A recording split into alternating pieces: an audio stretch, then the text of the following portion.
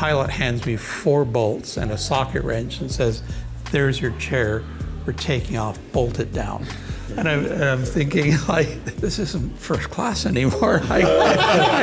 If I go somewhere and there's someone local, someone works for someone you know, and they say, "Come home for dinner and have dinner with the family," and that culture, that is just the best thing about the whole job.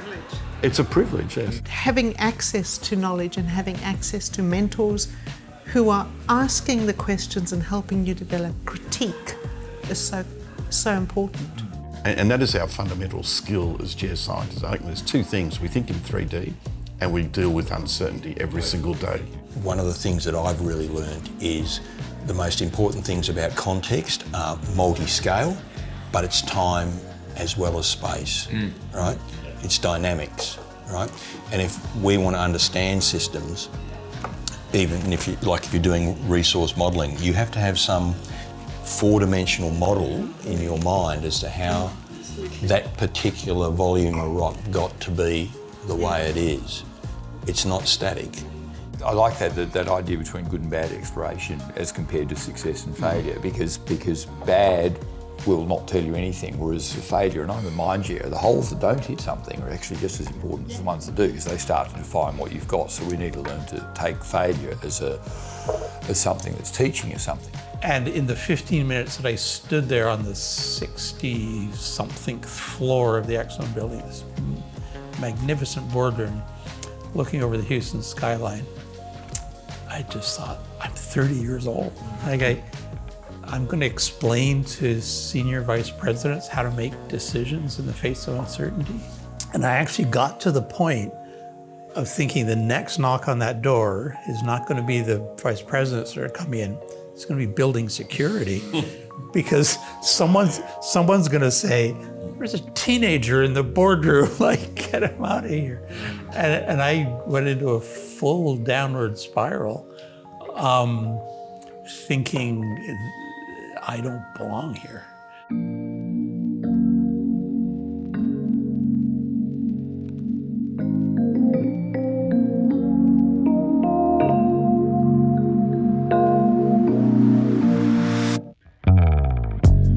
It is the people that make this industry tick. I just really enjoy listening to stories of people's experiences in the resources industry. Our community is an interesting but bizarre place with amazing people. And amidst all the doom and gloom, Trumpian politics, market turbulence, etc., we don't spend enough time listening to each other and learn from each other. So I thought it would be fun to sit down with some well-known industry stars, each a champion in their own different field, and just roll the tape. No agendas, no politics, no time limit, no set topics. Just a few beers on the table and people kicking it around. So, Mike Hall is one of the best-known mining geologists in WA who's worked at the coalface all over the place. You can't go into the streets of Perth without running into someone that knows him. Jon Hronsky is master exploration guru who worked at the top of the famous WMC, then at BHP, and this man knows what is required to make discoveries. Jacqui Coombes is a published author of resource estimation and public reporting books, and she works at the pointy end of technology and innovation, governance and strategy. Dave Lawie is the founder of IO Global and is Index's chief geoscientist. He is someone that moves the boundaries on the concept of leadership in global exploration, research and development. And last but not least, Srivastava is probably one of the best-known geostatisticians out there. But as we will hear, stand-up comedy is also part of his repertoire. A man of many, many talents. And me, well, I'm just a kid in a candy store, and I'm just here for the ride. So here I give you UnMeasured. Hope you enjoy. Yeah. Well, I'll go first here. And the reason is, after 4 months on the road, I read my CV today just to brush up on what I've actually done in my life, just for the preparation here. I graduated in 1987, went over to Lawie, and my first boss was a Mr. Jon Hronsky. And holy shit! I didn't even know that. I don't tell you everything, René. And I'm a mine geo, sort of through and through. That's really what I did. And I was telling Jacqui, I every couple of years I moved around to get more experience. Lived in Africa, worked up in China, and as I've got older and into management, sort of bit of exploration in there. I worked for RSC for 5 years, almost worked for CSA for a couple of years as well. Really, at the moment, I've got my own business consultancy, really specialising in quality and mentoring and things like that within the geological framework. So a lot of mining background, multi-commodities, countries, and a bit of consulting background and stuff. So a generalist, I guess, and not a technical person anymore. So I had trouble with the microphone. That's the broadest brushstrokes there. Yeah, no, that's nice, man. But you undersell yourself, and for the times that we work together, it's one of the most kind-hearted people that I roam around in the industry. So yeah, the impact that you had on our team is just. I like people. Yeah, that's it, right? And it's a people business, so it's. Thanks for coming. Appreciate that. Pleasure. Yeah. And obviously a pretty smart and perceptive guy, I would say. On a good day. Same as all of us. I'm Jon Hronsky. I'm West Australian through and through. I was when I was born, my family were actually living and working on a mine site that they were trying to get gold out of at a profit. Didn't work. I grew up in Kalgoorlie School of Mines, and I was lucky enough to join Western Mining under the late Roy Woodall, etc., and I had a pretty good career there. Started as a junior mine geologist and finished as chief geoscientist, and then went to BHP for a couple of years and wasn't quite a cultural fit, so started my own business and with some colleagues in the US and others, and been doing that, plus got involved with the junior sector and board roles and stuff like that. And I guess my main interests are two things. One, the strategic management of mineral exploration, how we can do it better, and in particular how we can interface the technical aspects of the business, the scientific aspects with the commercial aspects, and trying to build that interface. And it's one of the reasons why with my colleagues in the US we've taught this course, Senior Exploration Management, for now almost 20 years, or 15, 16 years I guess, and we've had about 600 or 700 people through it. They've all gone on to pretty much senior roles in the global mineral exploration industry, and that's really about trying to articulate some of that framework. And the other thing I'm very, very keen on is conceptual targeting, applying the mineral systems approach. I mean, that goes back to the Western mining heritage and the sort of ideas that found deposits like Olympic Dam, and trying to develop those ideas in the 21st century with all the new concepts and ideas we have there. So, it's quite a career. It's because exploration is, people just get thrust in the field. Your geologists go drill some holes, but the actual art of exploration. It takes a while to learn, René, and one of the reasons why we're so keen on our course is there's a lot of tacit knowledge that accumulates over time. So it's a business where experience really matters. But I kind of feel like it would be good if people didn't have to have the same 20 years of sometimes difficult experience that perhaps I had, and you can take those concepts, you can distill it, take it from tacit knowledge to explicit knowledge and communicate it. So that's really one of the motivators. And I think I'm going to claim the oldest here, maybe not, but this is my 42nd year in the business, so if anyone can top that, go for it. Young cunk at 34. Yeah. Does it count if you start working at 10? Sorry? Does it count if you start working at 10? At 10. Down pit. Well, I had to work in my dad's gold mine when I was a kid as well, and I remember. We're one-upping each other. So I did, and I went to Ghana and I saw the Galamseys there, in the mine, and I saw this young kid there, with a pick in the pit. And I thought, geez, that's just like what I had to do when I was 12 years old. So. Jeez. Well, that's if you want to jump in, then you No. when you were 10. Yeah, It was just style of how we grew up. We just had to work on the farm and driving when I was 10. I don't know. It's just that work ethic that's instilled from an early age. I don't come from money or any sort of legacy. I'm one of the first to go to university in my family. And I wanted to go to university so that I could travel. That was, and I've managed to do that. And I think the mining industry in particular has afforded me that opportunity, and the opportunity to meet people from all over the world and realise these different cultures bring so much. and that's been, that was the 10-year-old dream I'm still living. But I've never had a plan or a trajectory. My life has always been a bunch of doors, and which one do I open? I've stumbled into the mining industry, and it's Western Australia. It's just been phenomenal for that. Yeah. But globally, it's been fun. Yeah, it's Yeah. a big playground. Yeah. Oh, nice. I always tell young people if they think they have a linear projection throughout their working life, they better rethink that. Yeah. And don't be so boring Yeah. as well. And also, if you've already mapped it out, What's the point? and I think I've always steered away from anything that's already solved. For me, it's always about how do I push that circle of what I know. Yeah. And I'm not necessarily particularly well, but I really want to know the answer to the next question. Probably a metaphor in there about turning over rocks and seeing what's underneath them. Yeah, the curiosity. It's a great metaphor. No, but that journey, the excitement about it, that's never And the people. You mentioned the people. I mean, no matter which mine site you go to, which country you go to, which city you go to, you meet people who are kind, generous, welcoming.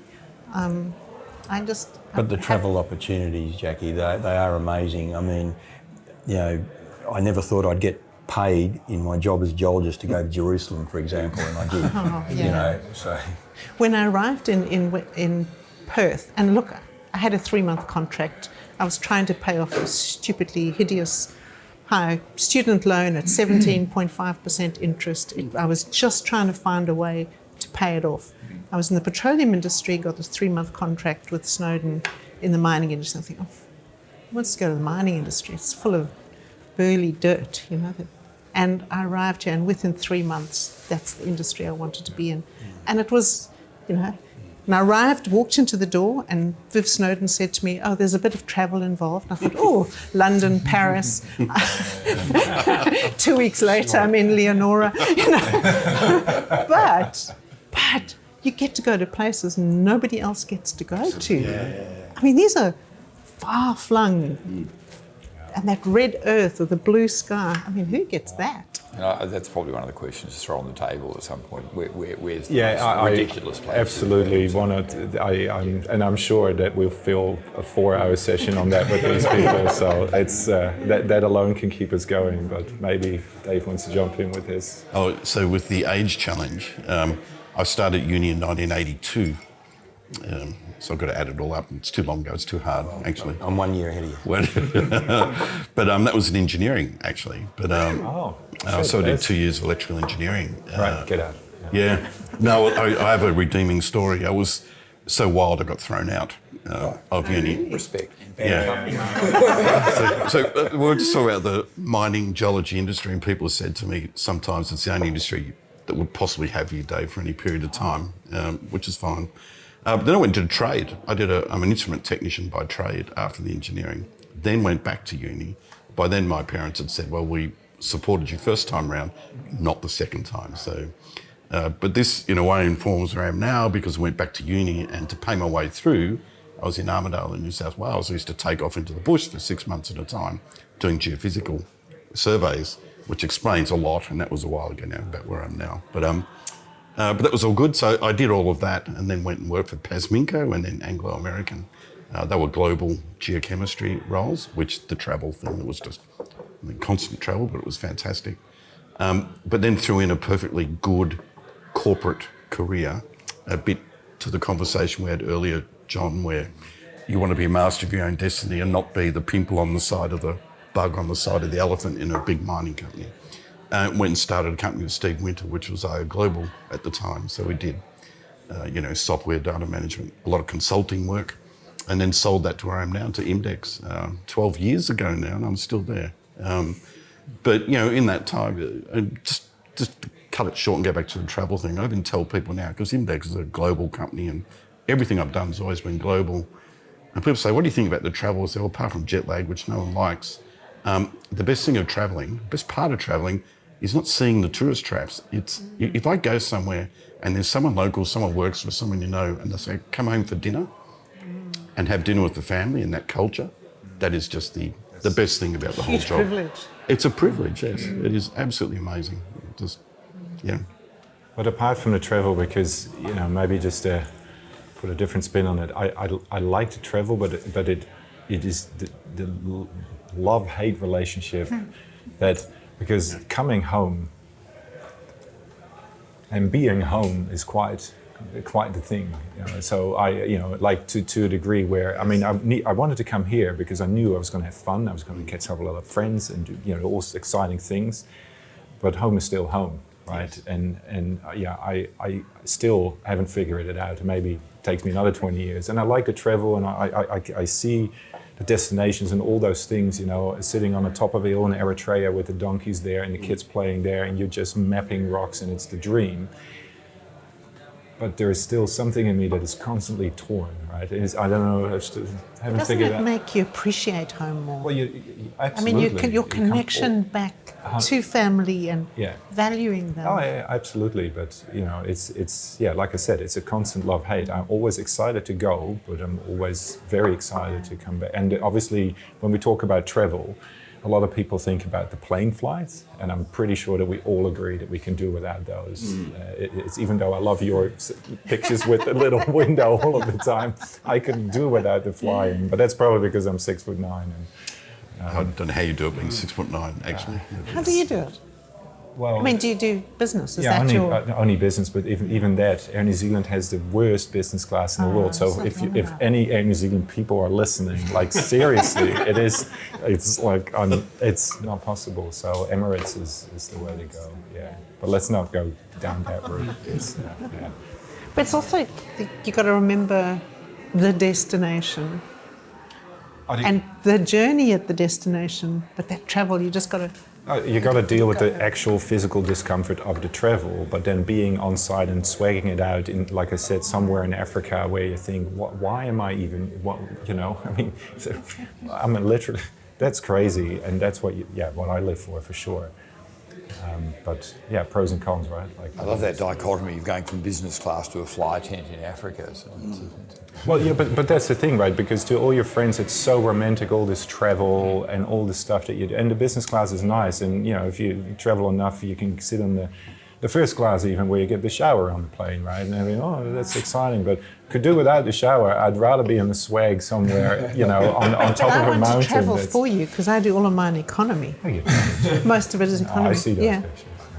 You can see those pictures and take a photo before I'm I don't know. I honestly don't know how you do it because, I'm pretty sure that all of us are on all the time, right? On this flight over yesterday, and it's a Sunday, right? But it's a 7-hour flight from Auckland, but I'm working from the moment the light goes off to the moment the light goes on, because that's, there's a lot of things happening. So I don't know how you do it, but I do download Netflix things these days. I have no Netflix. I don't know what's going on Netflix. I don't watch any series. I do watch Reacher though. That's the only thing that I'll watch.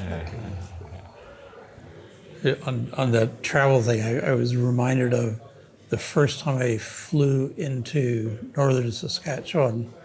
And the year before, I had worked for Harry Parker in California, and traveling with fluoromanian metals was glorious, business class.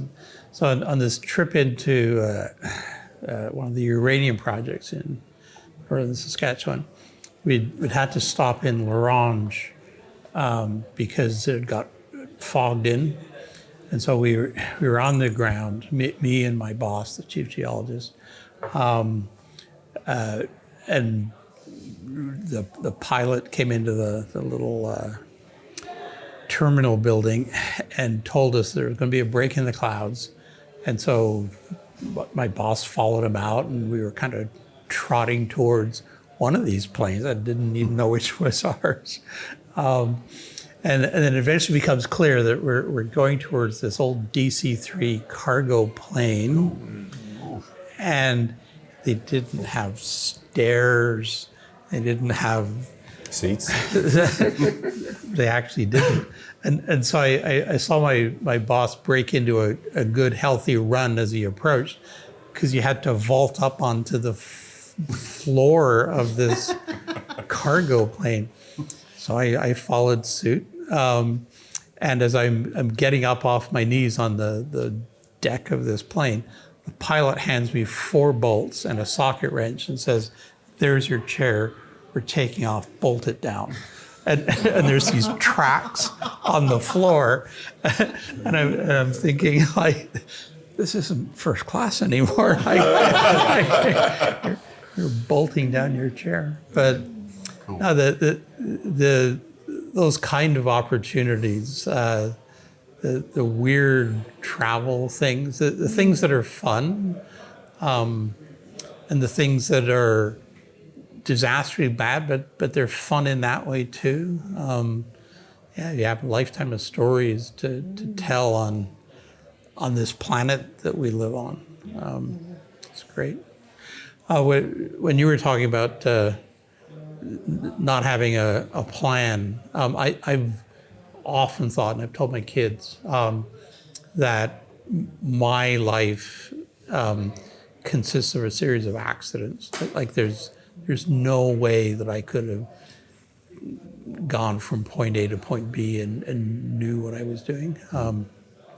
One of the accidents was meeting Harry Parker in the late 70s. I actually win the prize because I was a geologist in 76. Oh, there you go. All right, that's a clear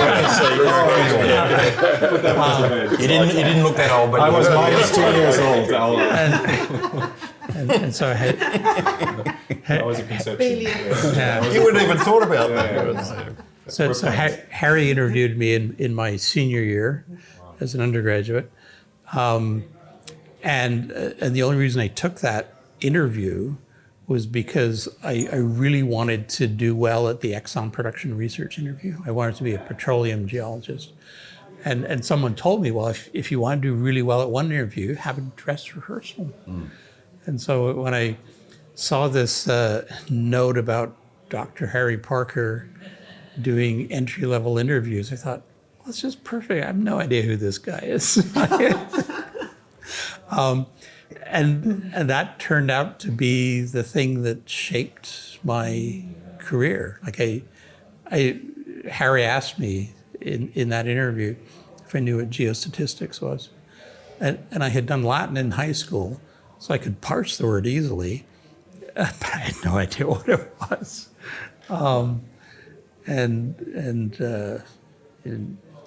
2019, when Harry was dying, I went to Reno to visit him for a few days, and we reminisced. His mind was still razor sharp.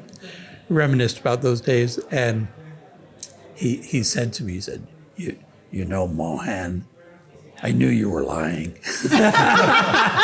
That's awesome. You had no idea what geostatistics was. But he felt he could teach me.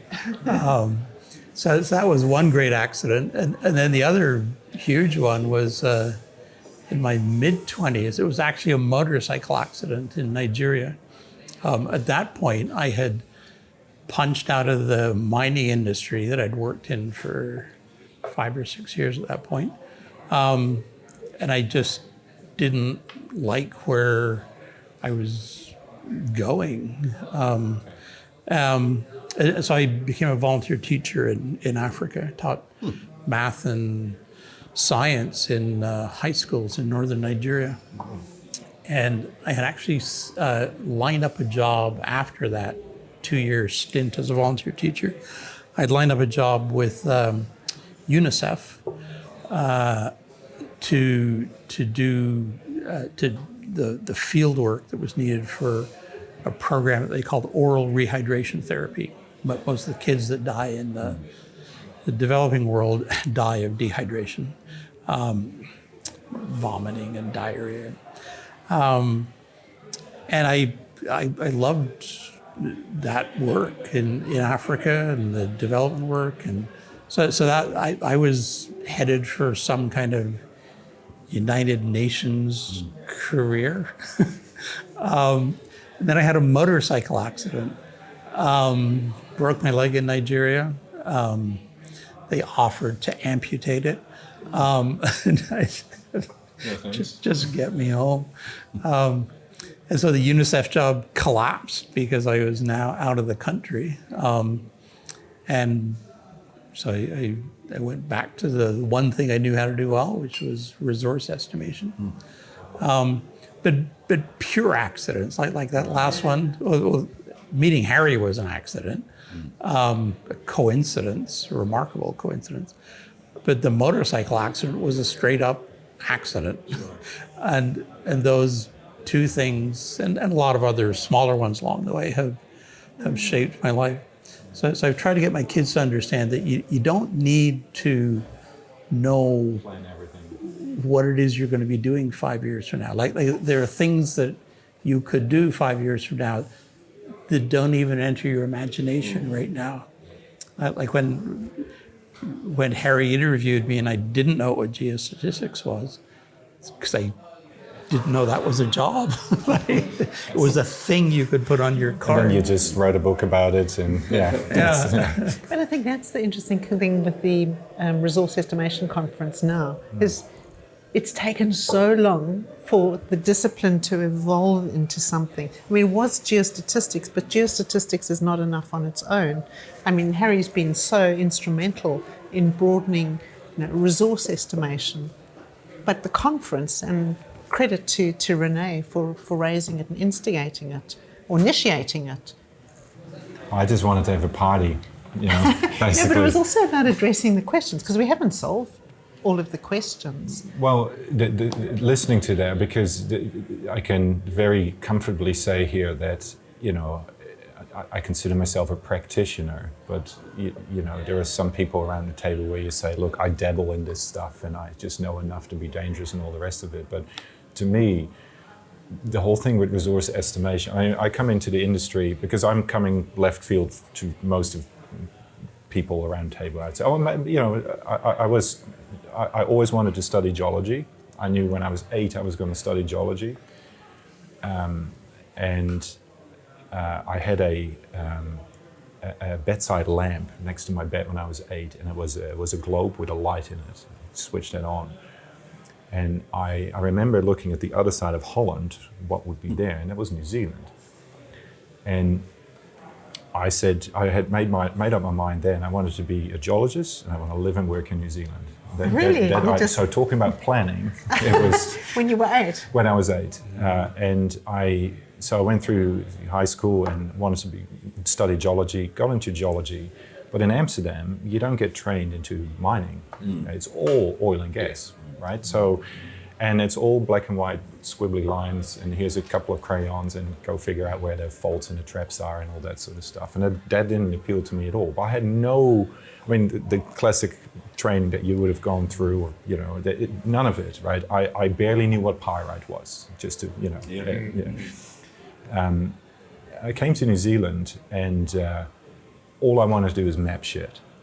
And I remember I ran into you. We did so at a conference because I was dying to get into geology, but nobody would have me because it's a small country. There's not a lot happening. So I talked to these geotechnical guys that run these small little businesses, and it's like, help me, I want to work.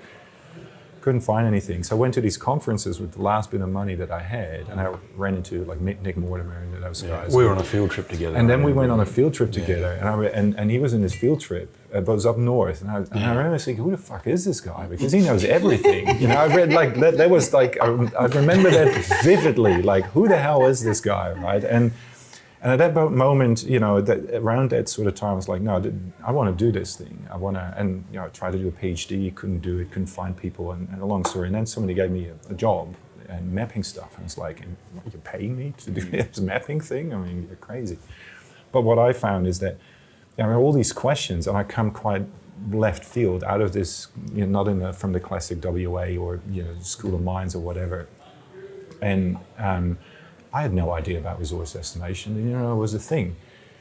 And as I was just saying to somebody outside, I got a job, so it was good, I was mapping, they liked what I did, I went to Australia, and then I was asked to do the senior geologist position, which I was quite proud of, 2 years experience, senior, that's what the mining industry does to you. Oh, you know what an Excel sheet looks like, Gantt chart, off you go. Yeah. I was like, okay.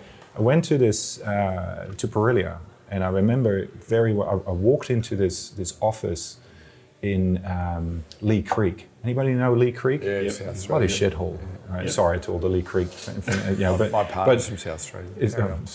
And I remember walking in there, and in this office, there was just a townhouse, and I just walked in there, and I inherited a project, so I was setting up the project, and I walked in there, I was like, holy shit. It was like, immediately it was clear that somebody had been there that knows how shit works, right? How to explore, and it was Ian Groves. I don't know if anybody knows Ian, but... And it was immediately clear, all the boards were everything, the long sections, the cross, everything was just like, holy shit, this is how it, I found a hook. I found it's like, this is, and then I sort of rolled into quite organically about exploration, which is just fine, just mapping stuff, this is fun. And then at some point said, oh, now we make a model of this stuff. I had no idea, because nobody teaches you this in Amsterdam, so completely left field.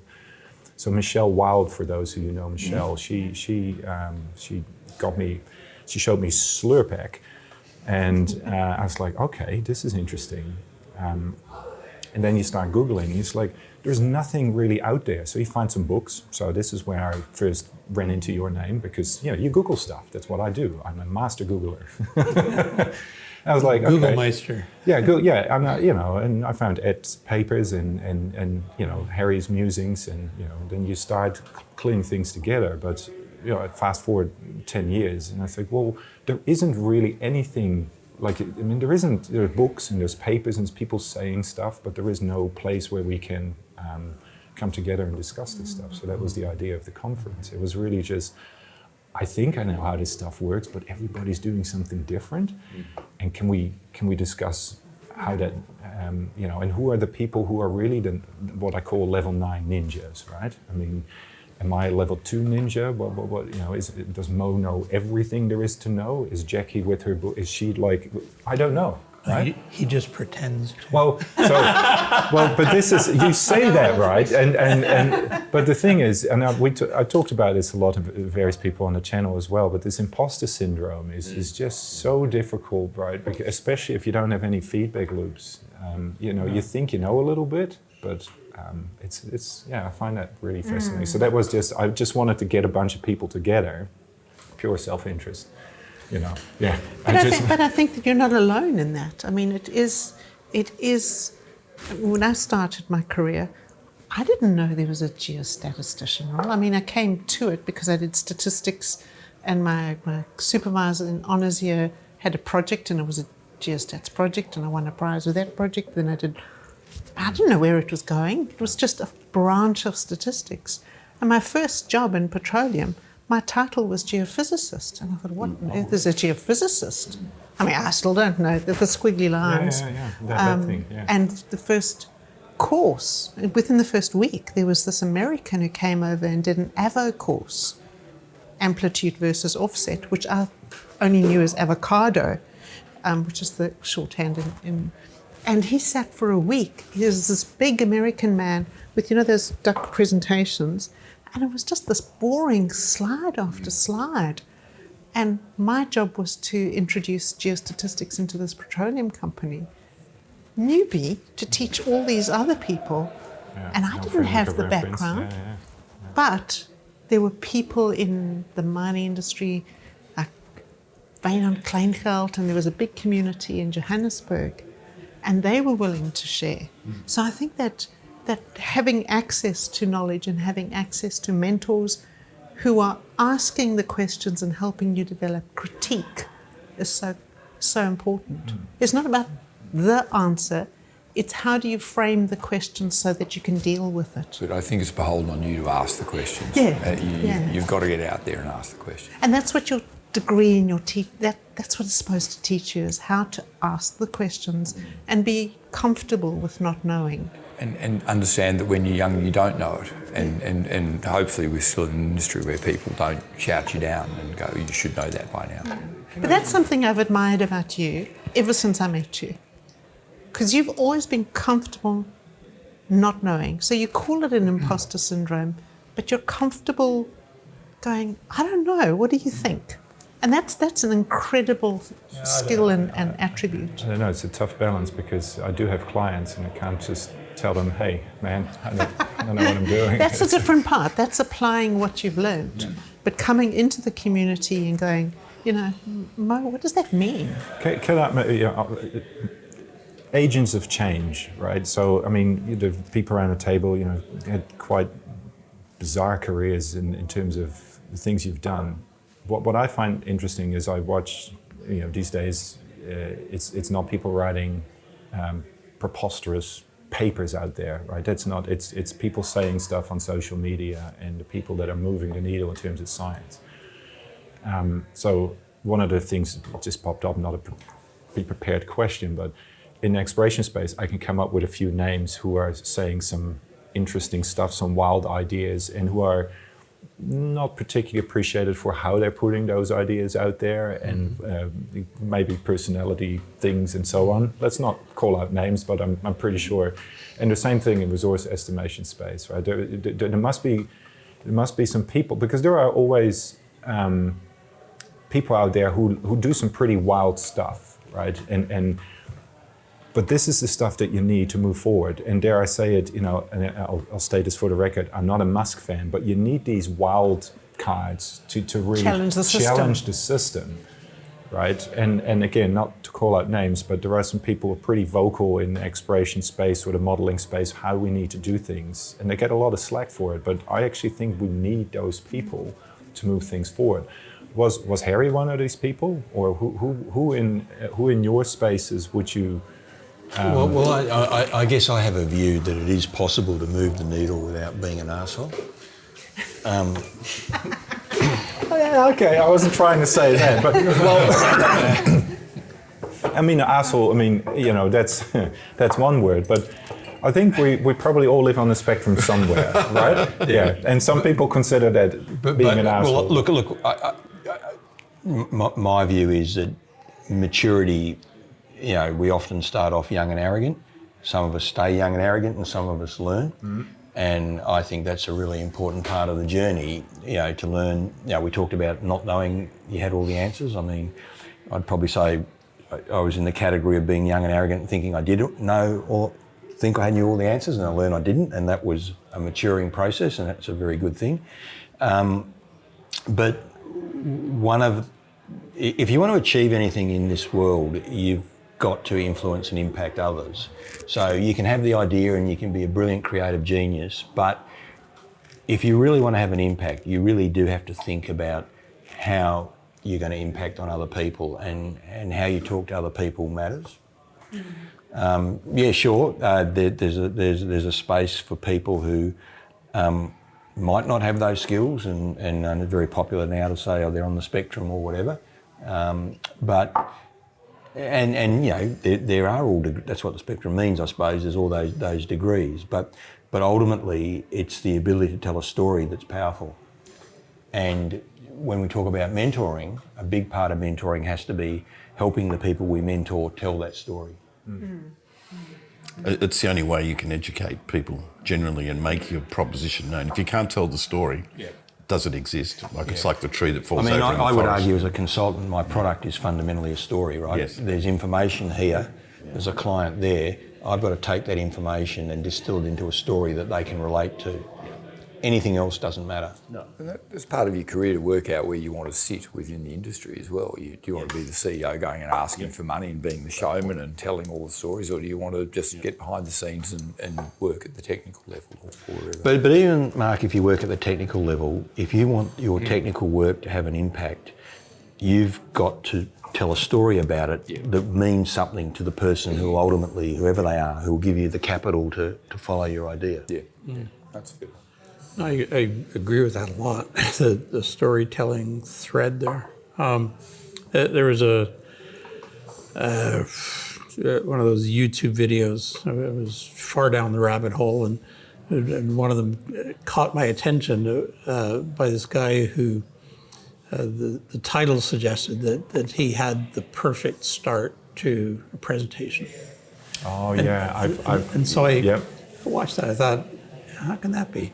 Mm-hmm. And essentially what he said is that you should think in your head, you might not actually say this, but you should think in your head that you're going to start every presentation with once upon a time. And he said, like, you're actually not going to say that, but think of it as a story.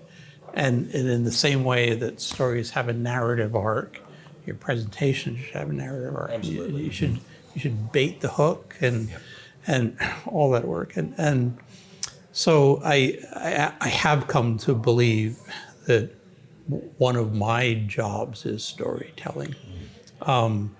In the purest sense, you're saying once upon a time, and then at the end you want to say they all lived happily ever after.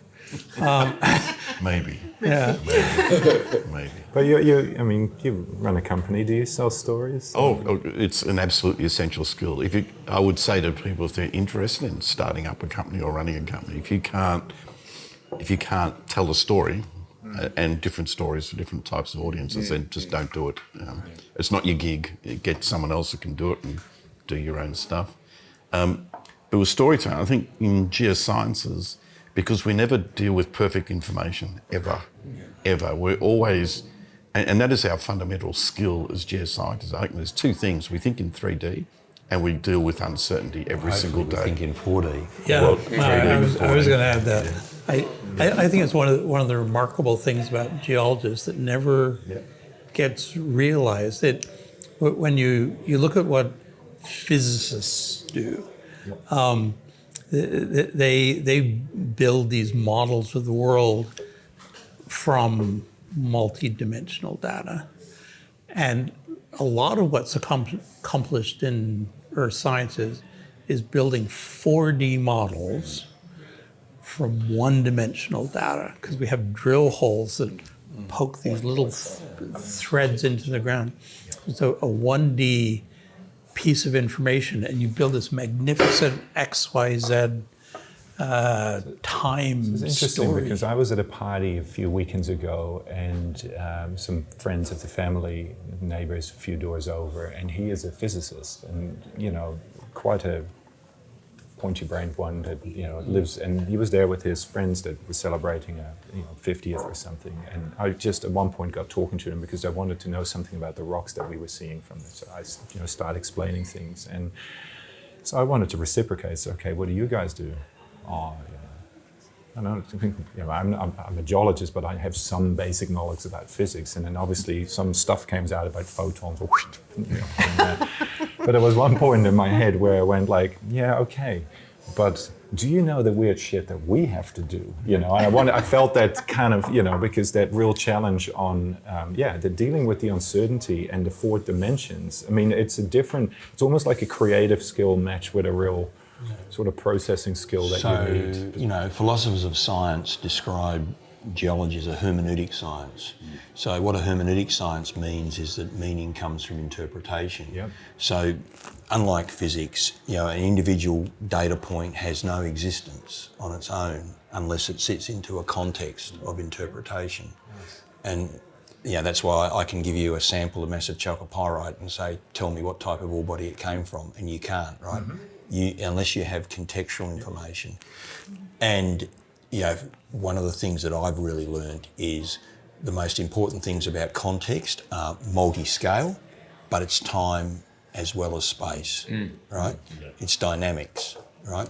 And if we want to understand systems, even if you're doing resource modelling, you have to have some 4-dimensional model in your mind as to how that particular volume of rock got to be the way it is. It's not static. So I think there's another piece to this, though. We talk about the storytelling, we talk about the uncertainty, but I think the critical piece is turning that into decision making. So it's the purpose and the so what. So I think it's really critical that in order to sell the value, we need to sell the purpose. Correct. And the decisions that can or can't be made around that interpretation. And that in itself Jacqui, I think is a conceptual framework, the meta-knowledge or whatever, but what is the framework, what is the glue that links the observations and the synthesis of those observations to the commercial and the business decision-making? And in the work that I've done thinking about exploration management, I realised we actually had to invent some concepts, because while experienced people probably had it as tacit knowledge, there were concepts that didn't exist, like the concept of the exploration search space, for example. It's a very abstract concept, but a very critical concept of linking those two domains. And there's a number of other ideas like that. And I'm sure there is in resource modelling as well. What from your space, what do you how do you look at the resource estimation? What are the touch points here? I mean, what do you see sometimes where you either don't know where it links or what? First of all, I have to say, René, that the last time I did a resource, I was using a planimeter. Okay. And do you know what a planimeter is? Did they have those in your day? So, but just recently, because I'm on the board of some companies, when people are asking me about this stuff, I'm like, okay, I better. So I bought Jacqui's books. They look good, but I will read them. But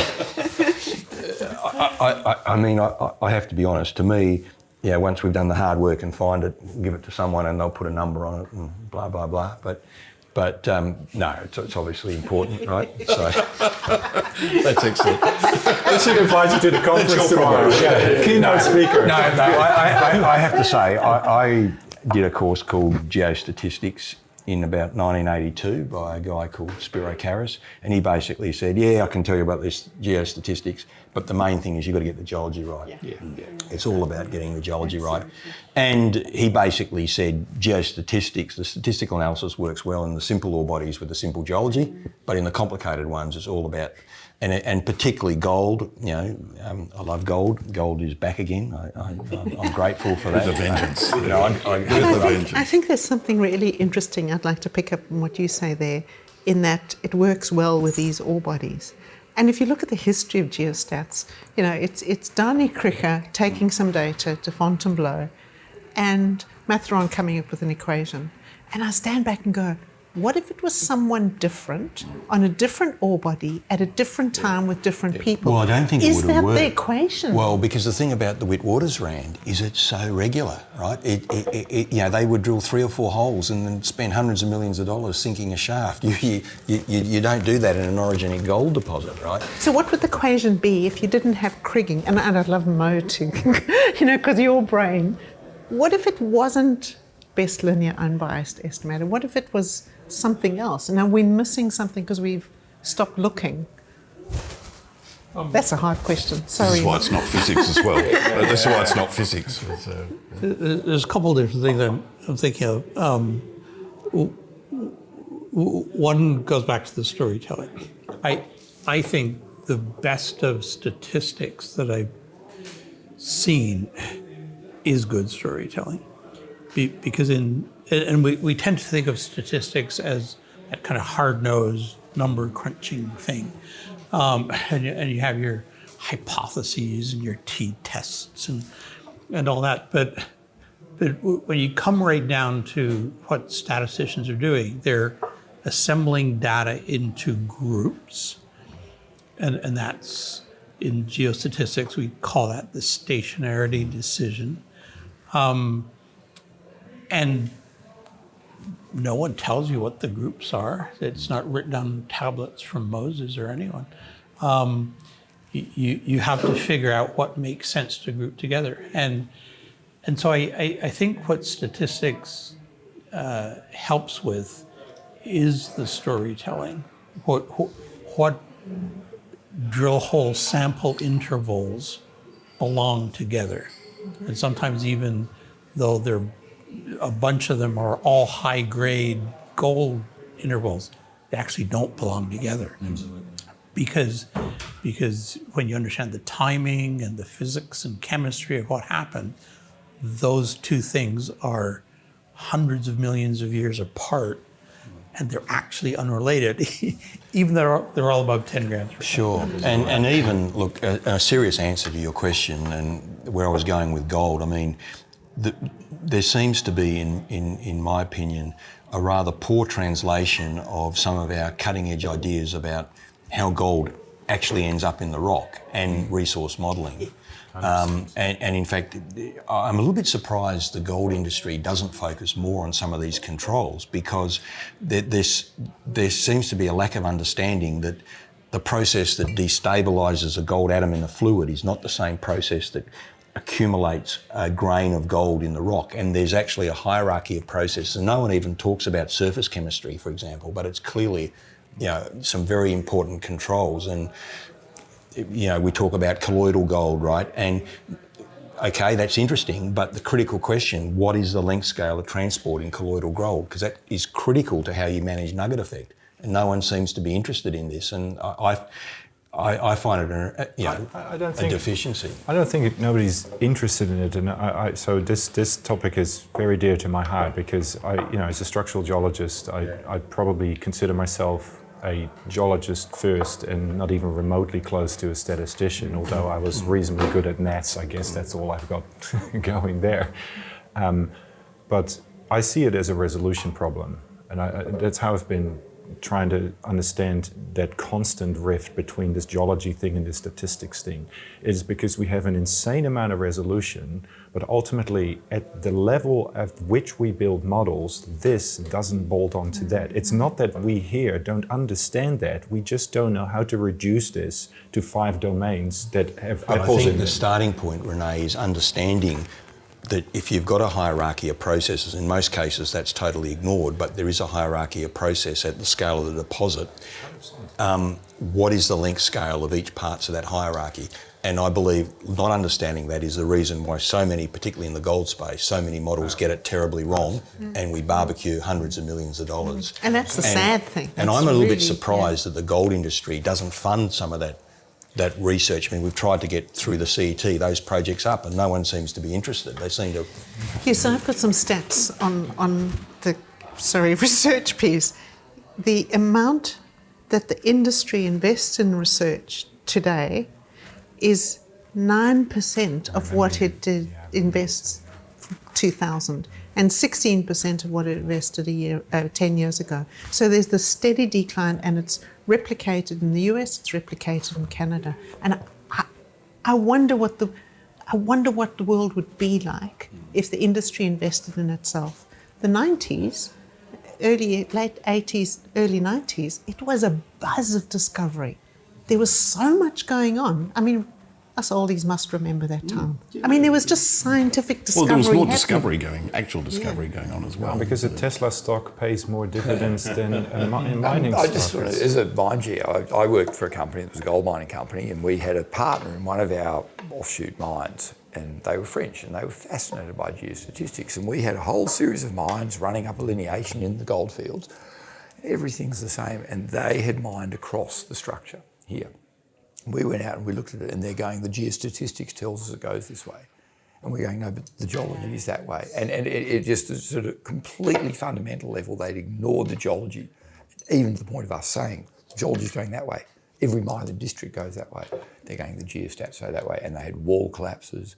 And it was tragic to watch them take control of this and destroy value. I mean, the concept that I see, and Western Mining worked this out at Norseman in the 1930s, but I see is totally absent from just about every gold company I look at, is understanding the difference between the unit, the geometry of the unit that's kind of the high-grade ore chute, and the enclosing fluid conduit. And it's stunning that because they're two different processes. One's the fluid flux and one's the dilatant volume of fluid unmixing, and people don't really apply that.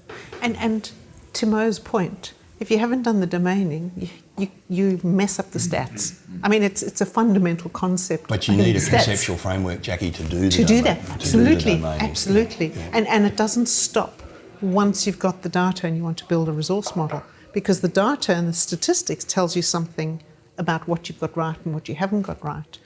And it's that listening piece.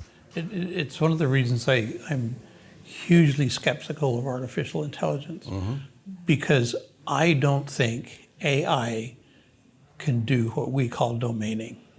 It can't decide, do these data belong together And I'm sure it can't.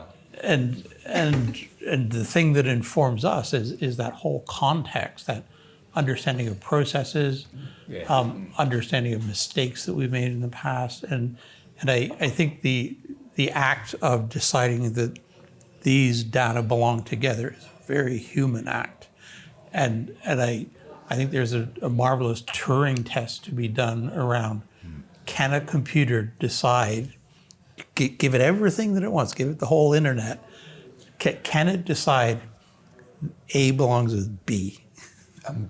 I worked up in China and we were told that we had to drill the ore body in that direction with that amount of drill holes because it was this type of ore body, and that's a bureaucratic decision to do that, and it was composed 90 degrees out to that. So yeah, people sort of fall into So the belief data of going what into they that have. decision making is... And we're saying, no, we need to drill this way. And they're going, no, every ore body is this. But maybe just to be slightly obtuse to this, because I don't know anybody that says that the geology is not important, right? Just to look at it from a I different met some. perspective. Sorry? I bet some. Yeah. No, but they don't say that. You might think that they practiced. Oh, right. No, they Yeah, actually yeah. say it. Oh, right. All right. Okay. Yes. Can we mention names on it? Name and shame. Well, no. Look, I'm sure that. Yeah, I just wanted to make the point that I guess everybody, because we all, I mean, just the last 5 days on LinkedIn, Harry Parker's quote from 1976 or whenever it was is just doing the rounds again, right? Because that's the famous quote that we all. Which the famous quote? The pound of statistics, the pound of geology is An ounce of geology. an ounce of geology is worth a pound of statistics. Sorry, yeah, and it's And for the geostatisticians Yeah, who that don't might be. believe this, tough. tough So, luck. Yeah. On the technology front, because I now work in mining or geoscience technology more than anything else, it has sort of stuffed this up as well. And so my T-shirt, this is an old quote from Haddon King, Oh, yeah. the CRO. It was an Oslo monograph, and was published in 1988, The Rocks Speak. And so I say to geos, the rocks speak, and we attempt to make them speak. We might need to throw acid on them, we might need to irradiate them, we might need to break them up. We do what we do, but we learn and we let them speak to us. But my comment to geologists, to engineers is, you've already dropped the F-bomb, so I can do it now, is my comment to mining engineers, the rocks don't give a fuck, actually. And it's a subtle or not too subtle conversation. But I think where we have a problem is with all of this discussion, actually, is we have lost the ability to articulate the value of what we do in dollars, right? So this process, in dollars, right, the common language of the universe is dollars.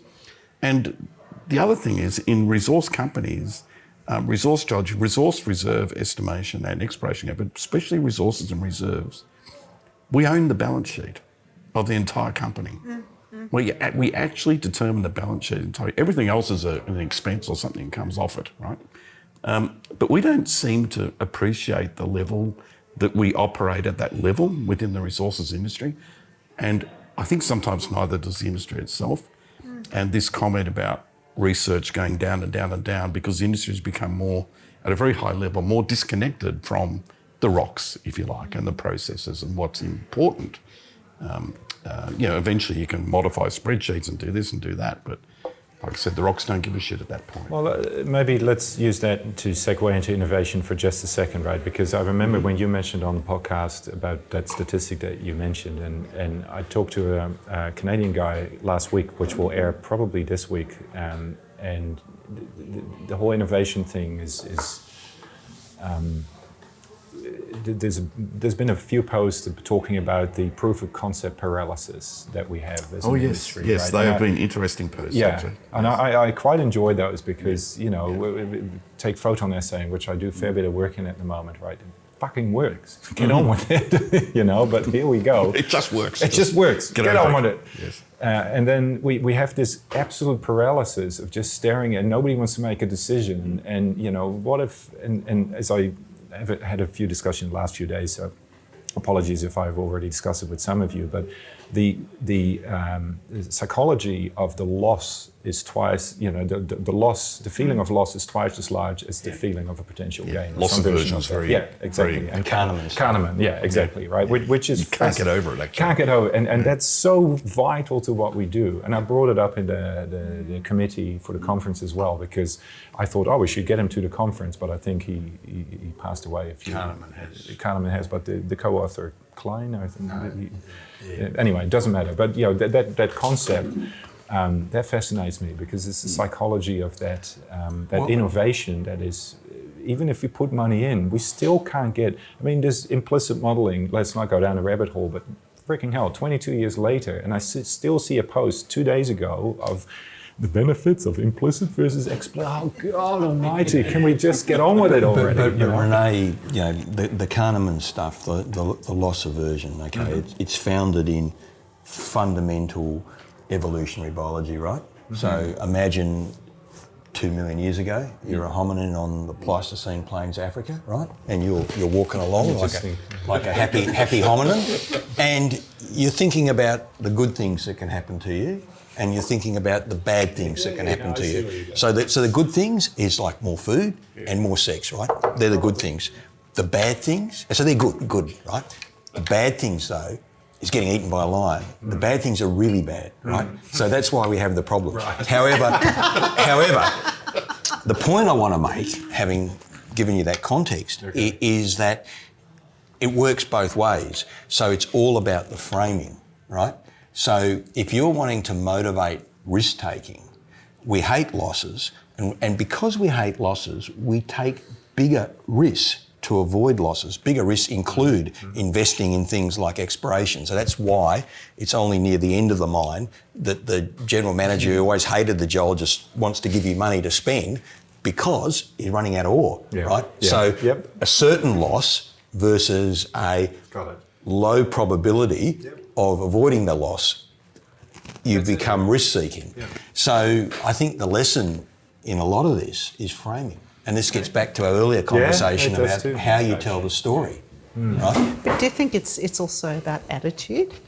Exploration geos are a little more optimistic about the possibility of what's there, as a general observation. Well, look, if you're in a business where you're dealing with the sort of base rates that we are, you want people to be optimistic, right? That's very functional psychology.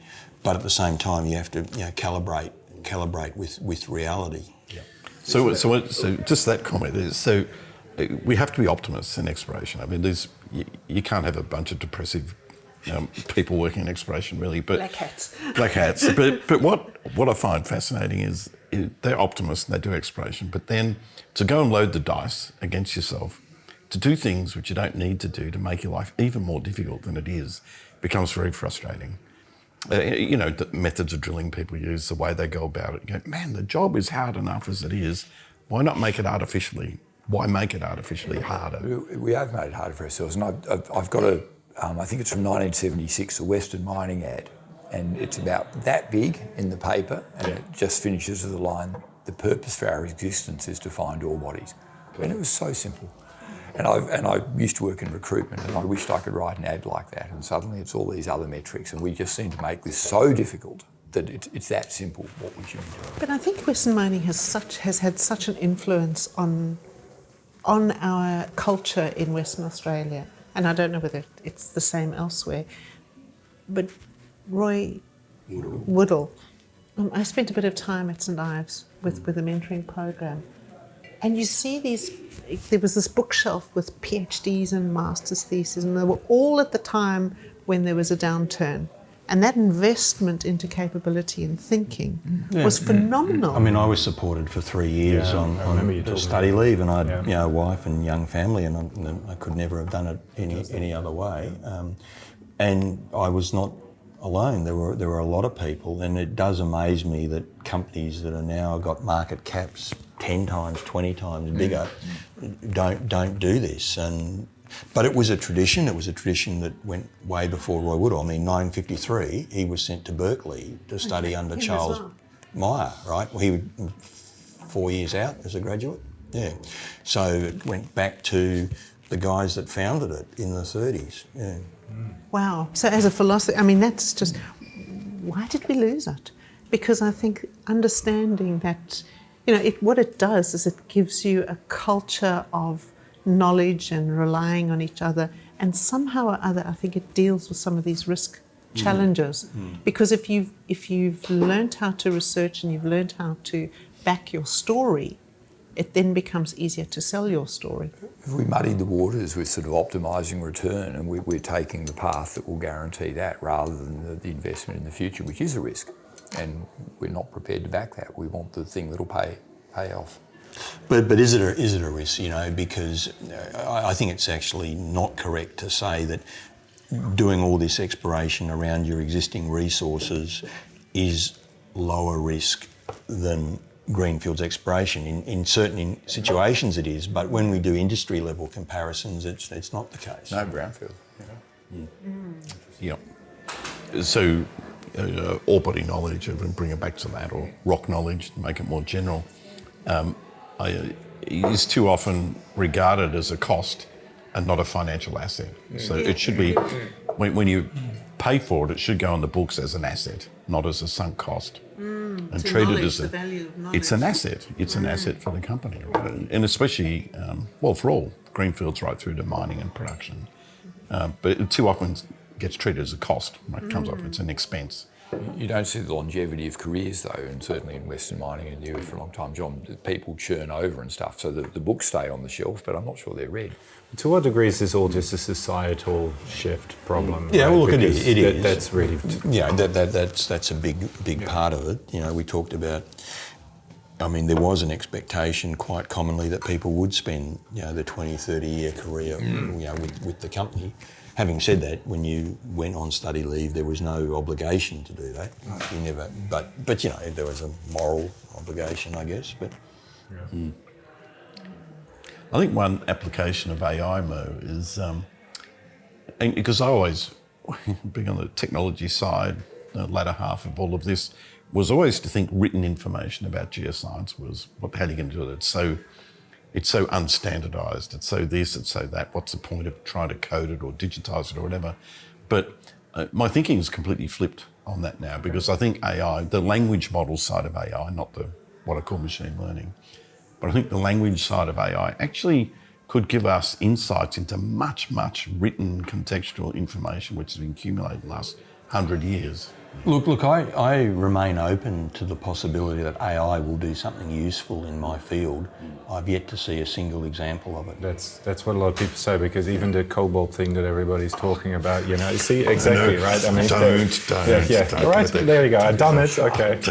But what I will say, and I feel this very strongly, one of the things that AI will not do is help with target generation. And the reason is a very, very simple one, and that is target generation is not a big data environment. We find deposits in volumes where we have very, very little data. And the way you manage an environment of sparse data is have some sort of conceptual organising framework to put that sparse data into. And getting back to your point, Mo, in the resource space, where you're talking about the inability of AI to classify compared to perhaps someone experienced like yourself, what I think you're really saying is that you bring to that exercise not just the data sitting in this box, this n-dimensional box of data. You bring to it so much more in terms of experience and context and all of those subtleties.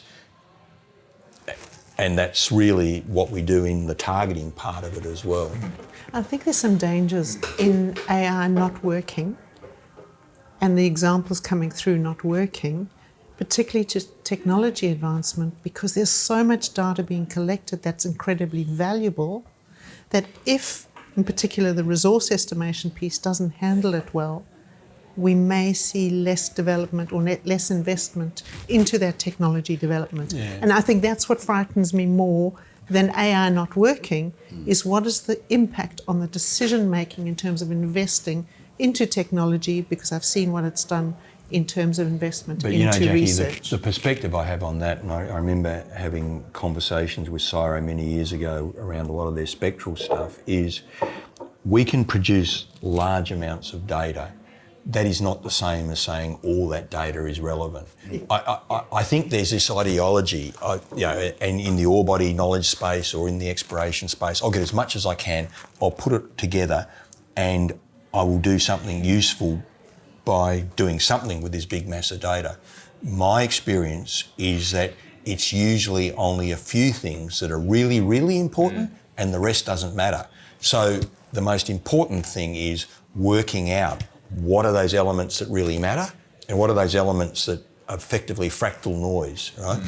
But And we've got to don't put enough invest in effort it. into that. We've Sorry? got to invest into understanding We it. do. That's what I'm saying. Is if we just let the data go into AI and it comes up with an answer, and it turns out to be false, we will stop believing in what's possible in that data. And from a statistics point of view, there's the variance inflation factor as a metric, which says sometimes if you measure the wrong thing the wrong way multiple times, it reinforces that wrong thing. But a lot of it will be false in the same way and it that will our be own false. theories have been false, but we learn as we go along and get better at it. But we need to be not just throwing data at AI and hoping for a result. But do we though? Because here's maybe a different angle again, and I think I forwarded you this paper a couple of weeks ago when we kind of drifted into this conversation because you were discussing what topics could be good.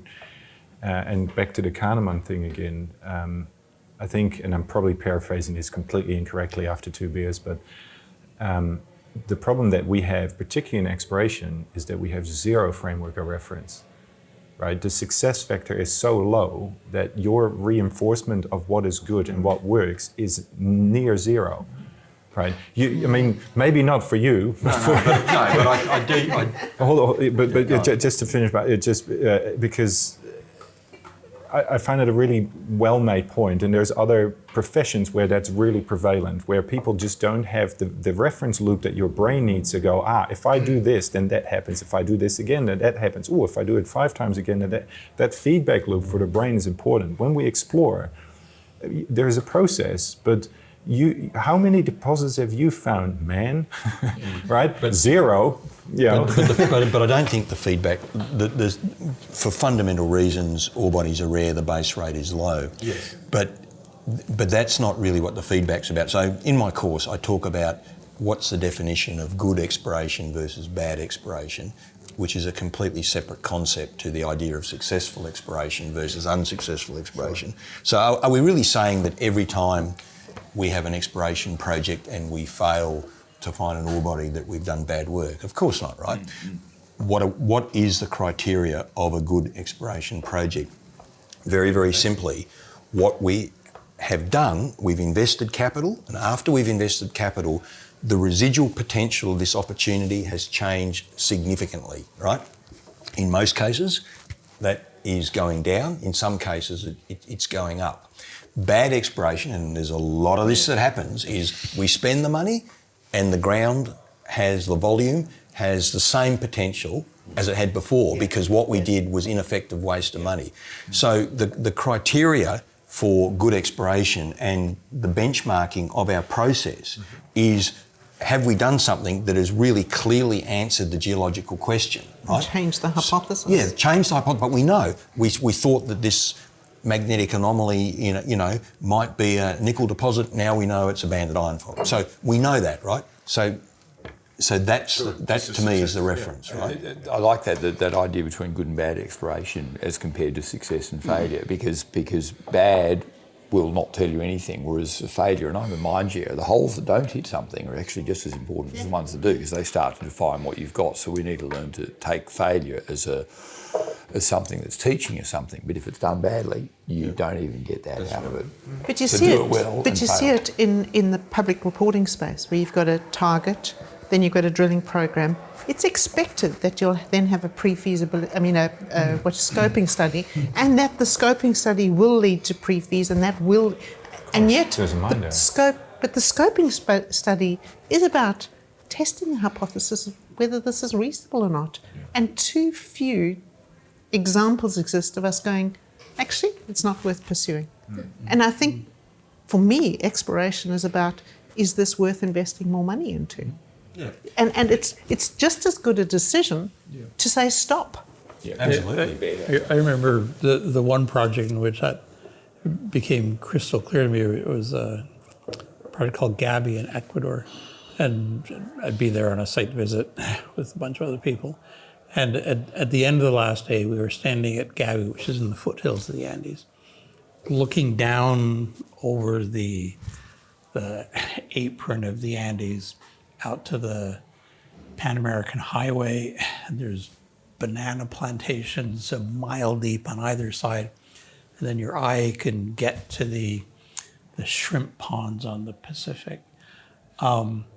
And we were just waiting for the truck to come and pick us up. And Good storyteller. Let me just drop this in there right now. If I please. I said to Nick, the president of the company, I said, you know, this project should never be developed. Like it as a gold project, who needs more gold? From this particular project, when you're risking all those bananas and all those shrimps, and like just leave it in the ground. It's not worth it. Extreme modifying factors. No. Are you any of you familiar with the concept of actually selling the gold as an interest without taking it out of the ground? Yeah. Okay. Yes. Yeah. Okay. No. No. Okay. Okay. Well, it's an interesting concept. Well, you with your resource estimation, you tell me exactly how much gold is there. Which ones are you investing in? That's how I kind of, but without. I'm going to banana plants. But as a concept, is that pie in the sky? Or? No, I think that. Well, because I don't have those It's the gold safest bars bank in on the my world. bed. I don't have them in my own bank account. At the best of, people are selling Bitcoin online. So But if you can sell a story, or you have to define it. I mean, there's millions and millions of ounces sitting there already defined in South Africa, right? I mean, not economic, but tomorrow you could. And I think that's the other dimension. You said it. We think in 4D, but it's probably 5D because your thinking changes according to the the geopolitics of the day. The search space changes, and then so that's which another is one of the dimension. parameters. Which absolutely argues against this because the gold you bought in Upper is stand somewhere. The geopolitics changes and what's your worth? We've got it in our central bank, not yours. Isn't that a problem? We have sort of, NPV, and that's how we measure these deposits. And I worked for a company, joint venture with some Eastern Europeans, and they were prepared to let us suffer and keep it in the ground for 100 years because if they got it for their grandkids, they'll dig it up then because it has a value then. And I've worked in China, and they shut down 600 mines in our district. Because they're going offshore and mining it. Those mines will still be there. They'll come back to them years later. They're hedging their bets and keeping their stuff in the ground. Yeah. And going and getting it That's there. a strategic reserve, but I wouldn't buy it. no. But as a country, you might. So As a country, it's that's what the different. Labour want That's to do with the critical minerals is can we onshore and maintain that value? Well, I've been harangued in meetings with Chinese officials saying, you won't sell us your good deposits. And I'm going, we will for the right price, but you're not prepared to stump that up. So they're buying 500,000 ounce deposit that'll never be mined. I don't think these we will prices. sell them the good deposits. No, I don't think we will now. But this was years ago, and so they were investing, in the things that we wouldn't mind. But guess what? The gold prices suddenly made them all very economic. So. Yeah, but then you're not investing in something else at the same time. So They you still not might mine it because they might on-sell it at the current gold price. But you need a big X%. kitty. I think China has one. Oh, no doubt. I thought it was interesting we had our strategic oil reserves are in the US. Remember this a couple of years ago? That's what the hell's the use of that? So if you have a strategic oil reserve, I'd rather it was in tanks on the Australian continent. Thank you very much. Yeah. If you're going to call it strategic. Well, everything is strategic. Everybody's got a critical elements list, but if you mine it, it's probably critical because we need it. So I stay out of all of that. We could go on here for an entire day. I with that think we conversation. shouldn't.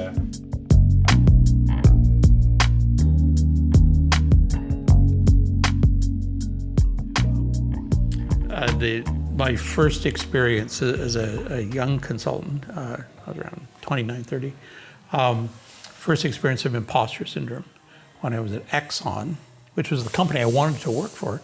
Now I was teaching them short courses. La-di-da. And at Exxon Production Research in Houston, I had got to the boardroom about 15 minutes early because I didn't want to be late. I was supposed to give a presentation to some of the senior vice presidents. And in the 15 minutes that I stood there on the 60-something floor of the Exxon building, this magnificent boardroom, looking over the Houston skyline, I just thought, I'm 30 years old. Like I'm going to explain to senior vice presidents how to make decisions in the face of uncertainty. And I actually got to the point of thinking the next knock on that door is not going to be the vice presidents that are coming in. It's going to be building security. Because someone's going to say, there's a teenager in the boardroom, like, get him out of here. And I went into a full downward spiral, thinking, I don't belong here. And it was in thinking about that over the next few years that I decided to do the stand-up comedy. I thought, like, you have to get over this. Like, if you're going to be a consultant, if that's what you want to do for the rest of your life, you have to learn how to calm those fears. But my view of imposter syndrome is that the anxiety never goes away. It only becomes more familiar. And over time, I've learned to recognize all the physical sensations of it. They happen before every big talk. Is that right? Because I don't recognize that in a lot of. I mean, if I see Jacqui present, it was always. I can't sense any of the nerves, and it might be a healthy dose of it. There's a thrill. I think what I've done is turned it into a thrill. So my first presentation, and it was awful, and I came off the back of somebody who was exceptionally good. And Harvey Dix, my lecturer, one of my lecturers, I'll never forget, he looked at me and he said, that was awful. Look how well so-and-so did. Wow. And that was at a conference in front of many people. Wow. And I thought to myself, I better learn, like you, how to do this and overcome it, because if I don't, I mean, I'm just trashed. But it is something you can learn, right? So, I mean, my first experience of public speaking was during my PhD, and what I found is when I get up and talk, I was so, the first few words would come out as a squeak, basically. So a bit embarrassing, but then I'd get over it. But it didn't take me that long before I got into it, and the adrenaline sort of kind of worked for me, and I actually really like public speaking now. As long as you've got something to say. Yeah. I think you said, once I was asked to talk about writing a book, and I'm going, and I was really troubled by that because I don't know how to write a book. You mean I shouldn't have bought your book? No, but I mean, for me, that the book writing is You a weren't form okay of with IK, you mean? Sorry, No, but it's a contribution. It's a way of documenting, and it's nerve-wracking getting the book out. Probably no different to that nerve-wracking of standing up and speaking. But it's not a process. It's something that. It's not 500 people staring at you if you're writing a book. Right? I mean, it's a different. I mean, I could see that's still like, oh my God, I hope people buying this and reading this are not going to go, Jesus, this is terrible. That sentiment would still. That's why you share it around before you release. But what I'm trying to say is, if the topic, if you, in that particular presentation, how to write a book, how can I mean, I've only written a few. How can I? And what's my equation? But my equation won't work for you. My process was organic. But you wouldn't talk about that. You talk, surely there are generics in there. And you do know, you've done it, and that experience. But the point I'm trying to make is, if you ask me to speak about the content of the book, absolutely happy to do that, because I feel comfortable with that topic. But if you ask me to speak on cooking, I'm going to fall apart because nobody seems to enjoy what I put out. I think the that's topic. True. I think that's it's- true for everyone. It's about what you know. The where you've got confidence. control, where you've got mastery, where you've got confidence, you'll be better at presenting it. For a few years in recruitment, I went over to New Zealand and the UK to universities to try and grab graduates back into Australia in 2007 when the market had gone feral, and that was very lucrative. And I'd get up, and I hate public presentation, but I did the same presentation over and over again. I got better at it.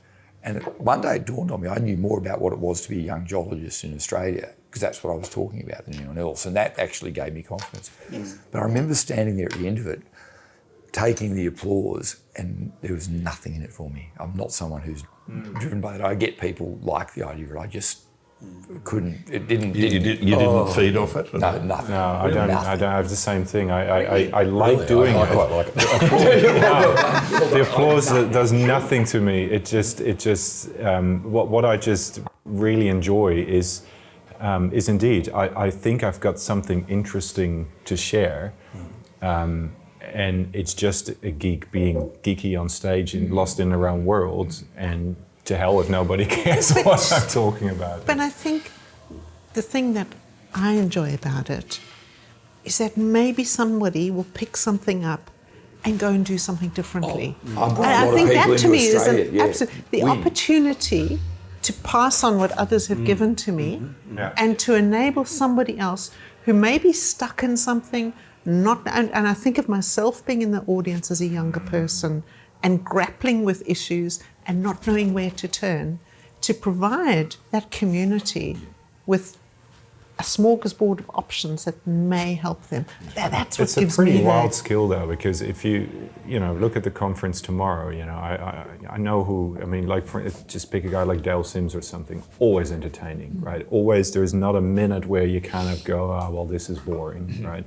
Or Rick Simpson, right? If Rick would present, it'd be fucking fireworks, right? It would be just brilliant, and you would want to sit there and you would want to listen.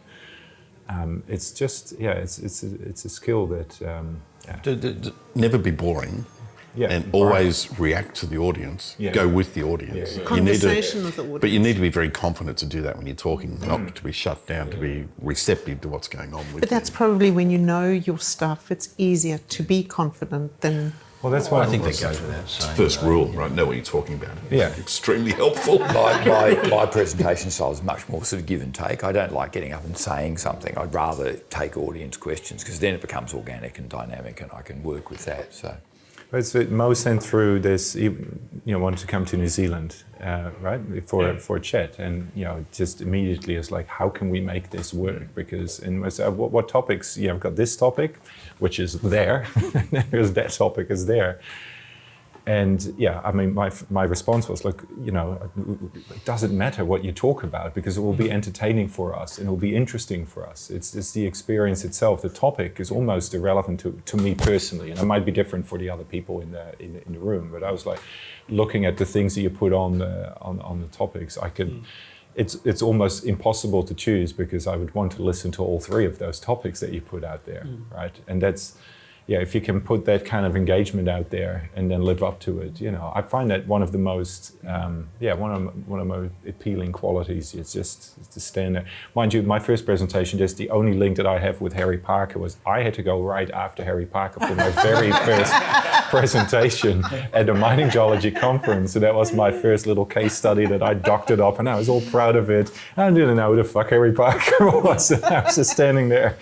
Oh, there goes this dude, and then the absolute huge applause, and I was like, okay. The Mind Geology Conference is another one of my favourites, not so much for the content, but that to have young people go up and present, and then create that environment where they are getting the runs on the board, to have the confidence. Some of the kids I brought into Australia, I've seen them present at those conferences, and you just this little swell of fraternal pride. You go, I helped you, and I take that little first step.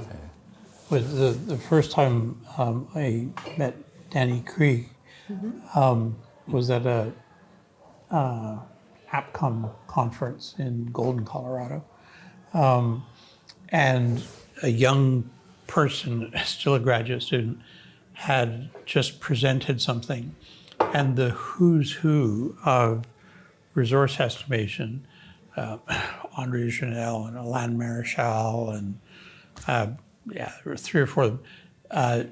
Just shredded him. Really? You should have read my paper about this. I heard that. And I, you know, I looked at the same thing, and you forgot to notice this. Yeah. And then after 3 or 4 of these things, where the student really fielded it really well, I said, "Oh no, thank you for that. I'll take note. I'll try and read that paper. You know, thanks for pointing out." Can to I me." pick up on that? Because that, as you know, Yeah. this is one of the reasons why I wanted this conference to be different, right? Because I like mining geology. I grew up with that conference basically, and it's always been special. But I think it's kind of diluted over the years a little bit. And I mean, it's still fun it's great for people to speak, and there's interesting things there. But what I miss, and I don't have the 4 decades experience that you guys have, so I don't know what it was in the 90s to sit at a conference, because I was playing computer games on my 486, right? So No, your parents were just thinking about you. yeah, exactly. No, that was They probably that was said in that one 76. glass too many. Yeah. Yes, the good news, you will one day, Sonny, you will. Yeah, I'm glad that accident happened, right? So anyway, I just lost my train of thought. But I think what you're going to say is being challenged. No. So yeah. I found. So the thing with this conference was I'm waiting for somebody to stand up, you know, and say, I don't agree with that. I mean, that to me is lost, right? We all just sucker along with each other, and we just, oh yeah, well, whatever. Or we quickly murmur to the person next to us, well, that was shit, you know? I mean, or some version of that. But why don't we, how have we lost the ability to stand up like an André Journal? Because I've heard that story before. And not that I know the man, but I've heard the stories, and say, look, respectfully, because it has to be respectfully, and arguably some people weren't all that respectful, and say, I don't agree with that. I don't know that they weren't respectful, I don't because know. they I'm were just- challenging Sure. the content, not the person. No, but and I think that was argue the critical. issue, not the person, right? Yeah. But so maybe as a question, why is that not happening anymore? Why can't we just challenge each other without being tied and fettered out of the building? Because we take it personally. It's not about challenging us. We need to challenge the work. And the thing that was awkward about this AppCom thing in Golden was that it was clearly self-glorification. There was an arrogance to the questions that was a put down to this graduate student so that they could brag about themselves. And the remarkable thing about that experience was Danny Krieg standing up and praising that student and said that was a really good presentation. And the reason his question, his remark is wrong is because he didn't do it the way you did it, and your way is better. And the reason Alain Maréchal is wrong. And so Danny Krieg just read the riot act to his colleagues and said, just lay off. Because he was an incredible gentleman. When you said that initially, I thought, Danny Krieg behaved like that? Never thought of it. No, he was the one that set the record straight, and he didn't like pomposity. So I had those people in the audience presenting, and it was nerve-wracking, but you knew that if you survived that, then you knew something. And I remember Isabel Clark standing up and asking a question, and her question helped me learn so much more about what I was dealing with. So it pushed me Not just rather criticism, than... but it was challenging critique. for- It was yeah, critique. exactly. Not in the person, it was the content. So I think it's really important to frame how we ask questions. And maybe we've lost that ability. We don't know how to do it. I think in the academic world you're expected to be able to defend your thesis, but in the sort of the real world, trial by fire is not, it can come out of left field and people aren't ready for that, and it's sort of unexpected and it is a personal attack. But perhaps from Mo's story there is really learning how do we protect those who are being questioned by holding people to the style of question, not necessarily the content, but how we challenge young people, how we bring them. Maybe that's something you want to talk about tomorrow. Yeah, well, so I've got 9 minutes to fill, and I've got no idea what I'm going to say. Well, I think you've but, got this might be- Respectful challenging of orthodoxy would be a good topic. Let's run with that. Of the technical piece. You're It's challenging never the okay. idea and questioning. It's your never right. okay to challenge the human being, particularly for choices they have no control over.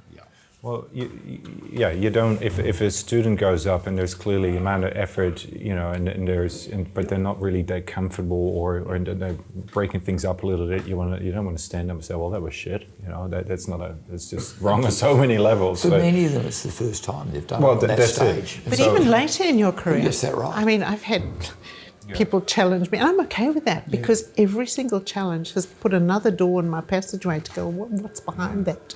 And I think if the question is asked in that framework, it's fine. But if it's just an out-and-out attack, or you didn't do what I did, Or showmanship, I think that's the other piece.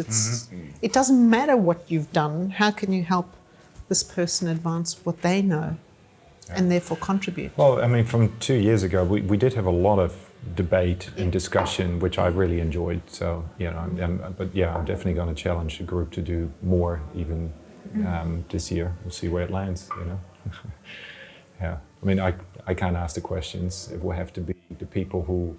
Well, that's the whole thing with the myth-busting panel as well, right? Just to put it out there. I mean, because who guards the guards is one of my favorite Latin sayings, although I still can't remember what it actually is in Latin. You do... Even at the top level, that's one thing I found. I mean, let's not go down to climate scientists, climate route and all the rest of it. But one thing I do find fascinating is even at the top level, people still don't agree. Whether it's sampling, whether it's resource estimation, whether it's exploration, there's still so much, conflict, right? I mean, do you have to agree, or do you have to? I mean, there's a danger of us all proceduralizing how we think and what we do. No, 100%. But so those different views need to come to the conversation as opposed to competing against each other. Sure, but there is... The danger is proceduralising in our world, which, to go back to where we started, which has a high degree of uncertainty at all phases. Right? Yeah. So proceduralising within that environment is a fake comfort, if you like. Yes. That's really well put, yeah.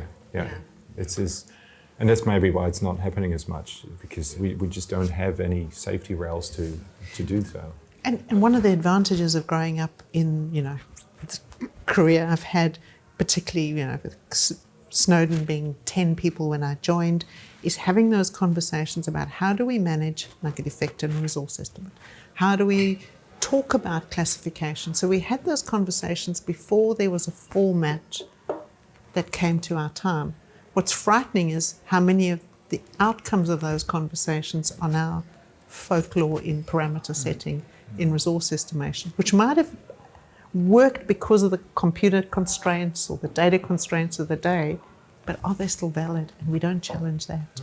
I think, and going back to the talk about storytelling, we've got to remember who we're talking to. People have different sort of stages of education, and I'm sitting next to Jon, who was effectively the first boss I had, and I remember you guys sitting around the table speaking in language I didn't even understand. I literally walked out of uni and I'm just sitting there utterly terrified. Going, I've just come out of uni and I do not understand a single thing they're saying. And so I just shut down and shut up. Still struggling.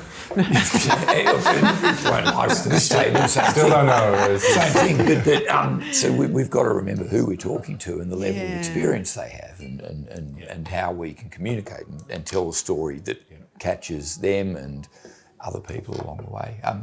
I know Brett was going to be here, but Brett Davis, I remember, was one of the first people I ever saw that you could talk to the CEO and the pump boy, structural ideas, complex structural ideas, and you could frame both of those people so they walked out understanding that. I think the concept of heroes in our industry needs to be, appreciated as well, because and one of the things that maybe with the internet has become, particularly with things like LinkedIn, which I talk about a lot and probably too often, you do have him being quite prolific online, commenting on all sorts of structural stuff where I go like, I'm a structural geologist, but shit, that's free information right there, buddy, right? And when we all put out stuff and knowledge, I think for us to put that in the spotlight would be a good thing to do, but here we are, we're constantly criticizing each other. I mean, look at some of the things that are going on right now, some of the discussions, structural controls. Yeah, we can, but let's lift out the heroes and give them their time in the sunshine, right? And so, it needs to be more of that. I think there's another piece here is to recognize that the heroes don't need to be older than us. I know. There are incredible heroes that are younger than us. Yeah. I mean, one of my superheroes is Dr. Kwasi Impostor, who is, you know him? You would know him from the CRC. And here is a young man who is known on the global stage, and he speaks about the important things that need to be spoken about. And I've learned so much from him. So we also need to bring the young people that are coming through and give them the time and the sun as well. They're going to frame it in their language as well. Yeah, I'm trying to write songs. I've been learning a lot about the translation paradox, that just different languages and stuff. And the young people speak a different language. I've learned, we were talking about this before, I've learned so much from my sons. They've educated me in the modern world. And I live in it, but I hadn't understood it through their lens. So we need to listen as well, I think, and learn to speak other languages. So I was just going to say the Liberal Party could perhaps participate in this process. Anyway. But they do. There's a mutual respect, and it's not everyone obviously, but there's this mutual respect, and they know how to behave with each other and how to have arguments, and we weren't talking. We were just thrown into the world. So the LinkedIn thing. So I think it's really hard to have a technical argument asymmetrically online. Oh yes. Right. So some of the debates that go on LinkedIn, and we know a few of them, but people around a table would talk about it entirely differently to doing it in a public forum, whether it's LinkedIn or something else. There's no road rage here. We're in the room. Yeah, right. So and I think that's a thing we haven't worked out how to do online. If I may, can I talk about MRA? You can talk about anything, really. I mean, so the Minerals Reporting Australia, over the last year, a group of us have been meeting monthly to review randomly selected public reports. Because of the statistical nature of it, it's mainly exploration results. But in the process, we've been having these discussions, and we have this thing where we talk about the report, we don't talk about the person. It's about what are we missing, what is wrong with this, what is good about it, and no one puts in a complaint. This is really just to build understanding. And over the year, I have learned so much about public reporting from other people and their perspective, but it's all constructive and it's all supportive. Blue hat, It's just a theory. So what we did is we've decided to start this organisation called Minerals Reporting Australia, and it has these peer review groups, and the peer review groups is about bringing people around the table to talk about the announcement. And it's probably a model that could be replicated elsewhere, to have the conversation, a critical conversation that critiques the work, but in a constructive way. Well, and we can talk this offline, as I'm sure, because we only just started talking about this, so this might be another 2 hours by itself. But I think it's, you're going to have to take the bad with the good. You can, a constructive environment sounds great, right? And I don't, but there are going to be people in there that are different, and they're going to have different views and different ways of doing things. And every group, this is just society at large will take all of its problems, copy paste it.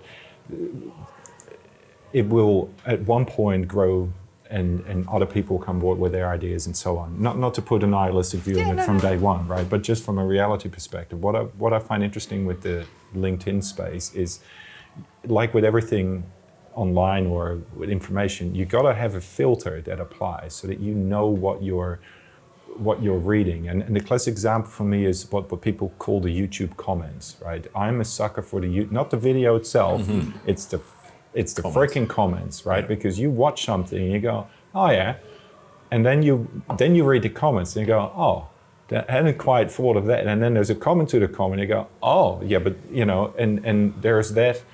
If you have the ability to filter all of that to me, that's the knowledge. It's not the post by our favorite, prolific commentators currently on social. It's the comments to those people. That's where I really take the finesse out of I hadn't considered that. And the more popular a post is, the more you will draw out that one specialist who's seen it from a slightly different perspective.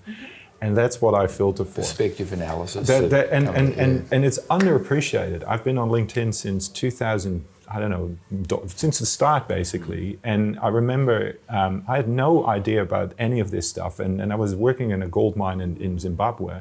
And I saw a paper on Google written by Simon Dominey. It's like, well, fuck, I'll just send him a message on LinkedIn, right? I mean, he's there. And he says, oh, here's all the papers, and you start discussing it, and you have a hook, and you're in. You need to be able to filter this stuff to be able to get the value out of it. I mean, you know, your stuff that you wrote on what happened in Canada with the announcement around NFG, we'll talk about it at some point offline. Fascinating, your rant against the regulators there, right? And the comments to that and all of that stuff that sits below that.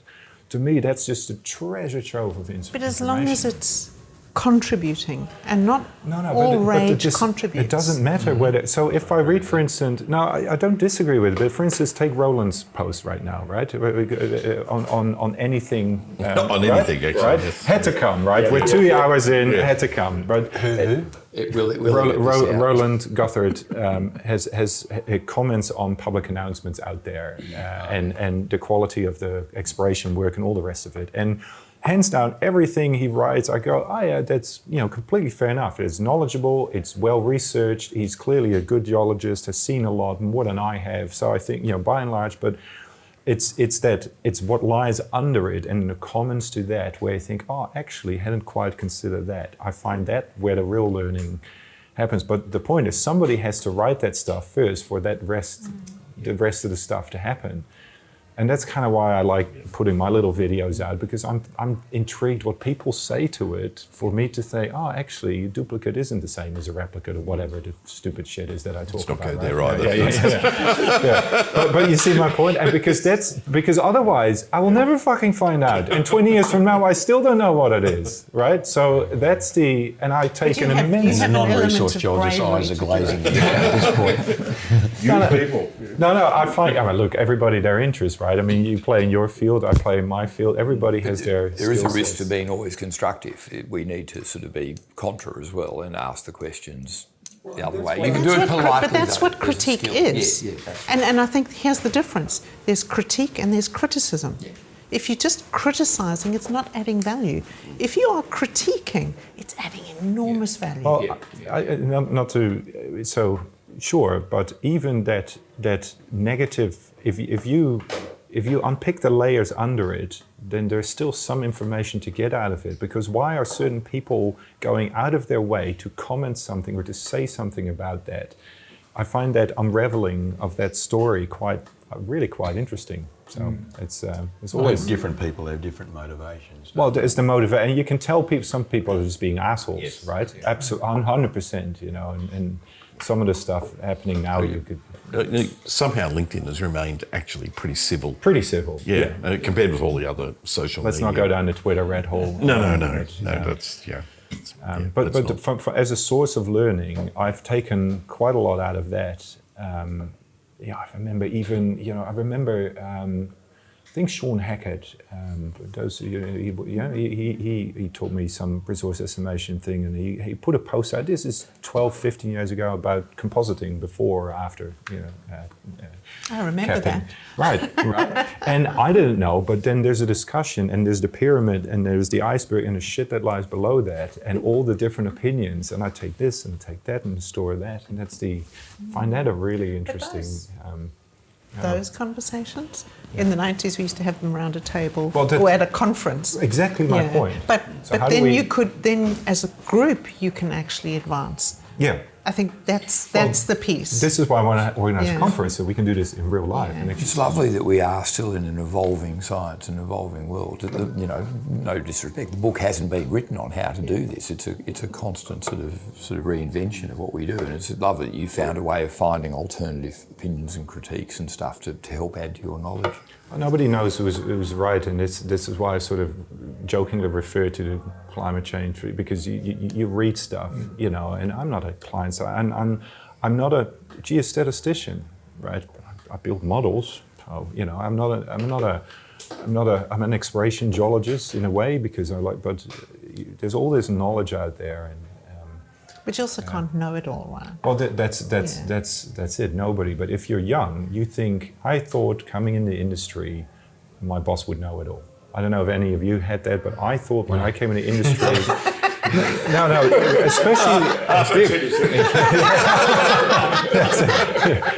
well, but I really genuinely thought, okay, this drill rig thing that I'm being thrown on, everybody knows how this thing works, right? No, they don't. You know, and everything you touch, you kind of think, oh yeah, everybody knows how this works. No, they don't. It's.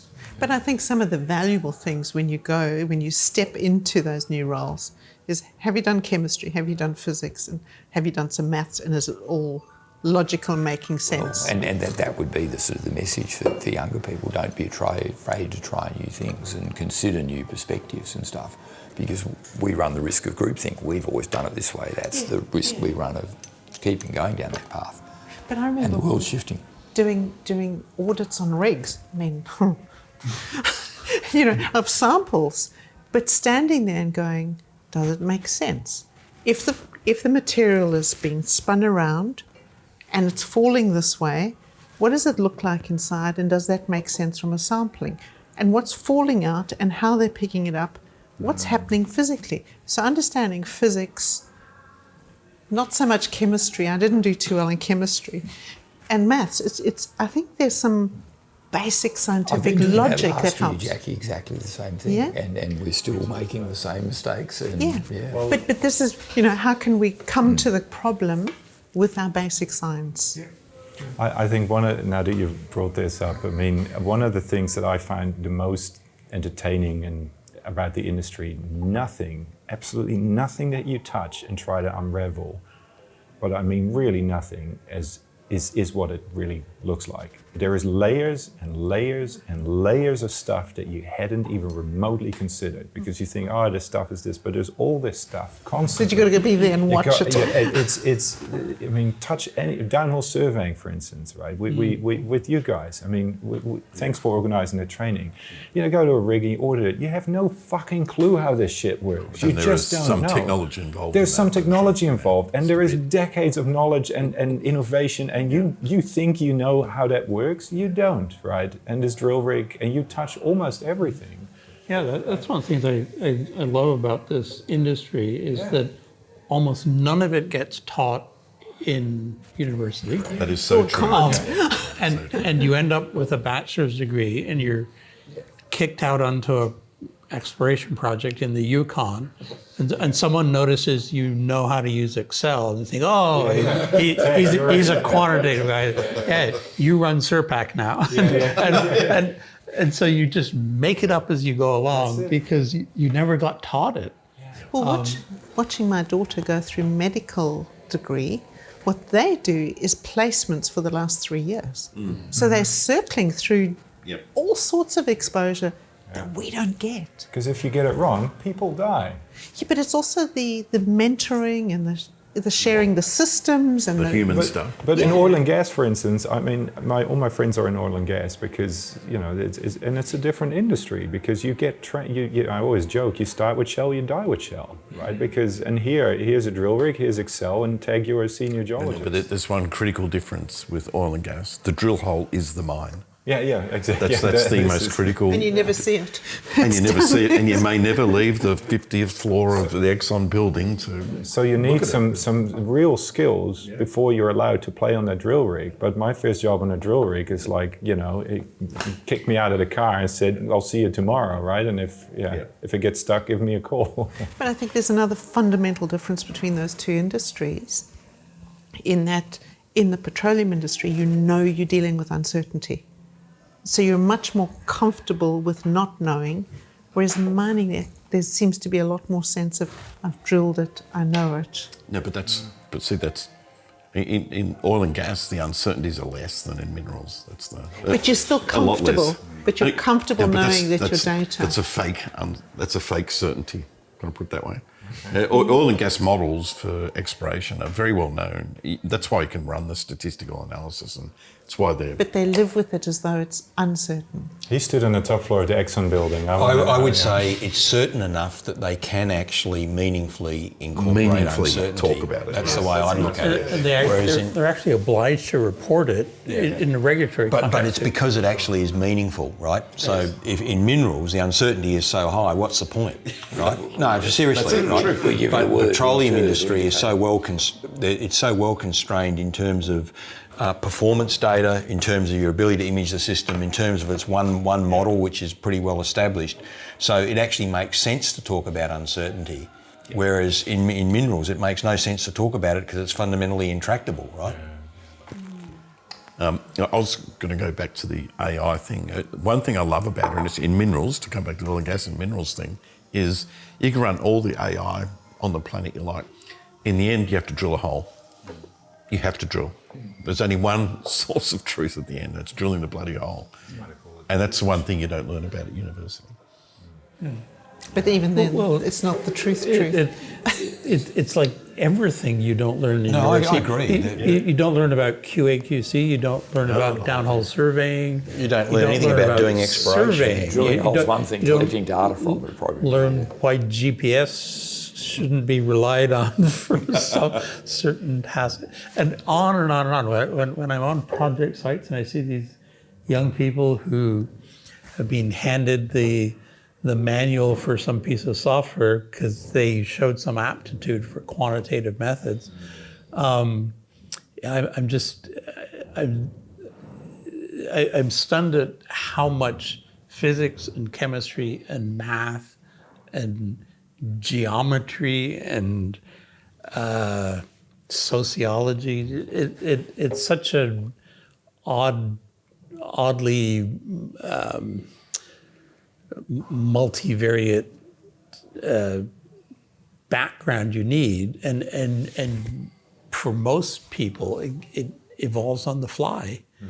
Well, the one thing that you do get out of a degree, and here I do have to plug my old university that is right now being axed in Amsterdam, if you've heard that news.